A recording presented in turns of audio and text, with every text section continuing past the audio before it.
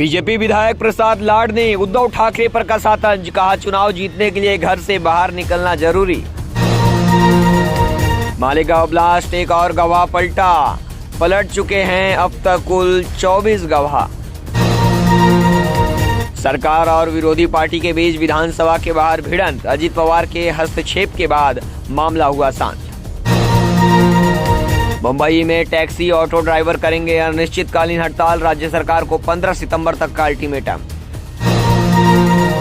नीतीश राणे का बड़ा आरोप, का हिंदू लड़कियों का धर्म बदलने के लिए दिए जा रहे हैं लाखों में कैश और बाइक। संजय राउत के बिजनेस पार्टनर सुजीत पाटकर के खिलाफ धोखाधड़ी का मामला दर्ज। निकट भविष्य में 7000 पुलिस अधिकारियों की भर्ती करेगा महाराष्ट्र देवेंद्र फडणवीस। 27 से 31 अगस्त तक मुंबई गोवा हाईवे पर भारी वाहनों की आवाजाही बंद रहेगी। गणेश उत्सव को ध्यान में रखते हुए लिया गया फैसला। महाराष्ट्र के भंडारा जिले में बारिश का ऐसा कहर बरपा कि हजारों क्विंटल अनाज बर्बाद हो गया। मुंबई में गणेश उत्सव के लिए एक्टिव मोड पर ट्रैफिक पुलिस, सुरक्षा के लिए बनाएंगे 5 कंट्रोल रूम, तैयारी शुरू। मुंबई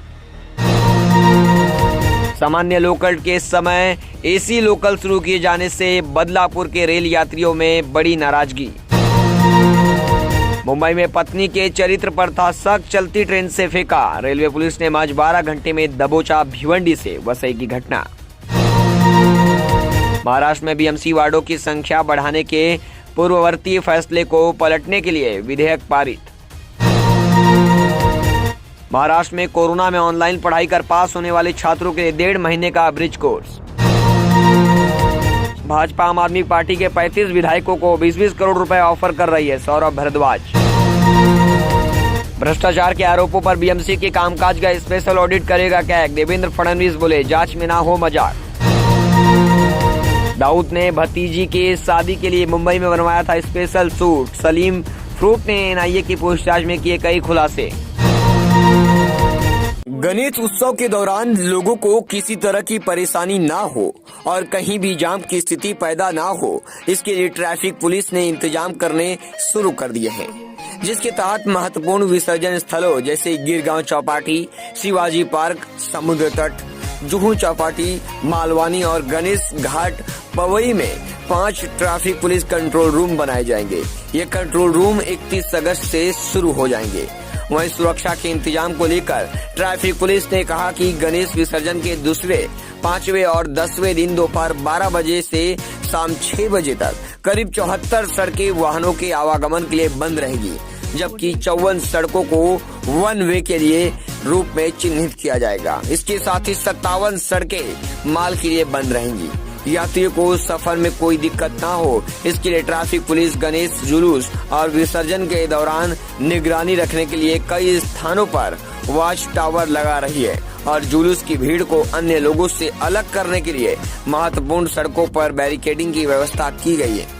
मुंबई में लालबाग राजा के पास ट्रैफिक की भीड़ और यात्रियों को असुविधा से बचने के लिए अगर जरूरत हुआ तो विसर्जन के दिनों में ट्रैफिक नियमों के अलावा अलग स्थायी यातायात नियम और डायवर्जन भी लागू किए जाएंगे।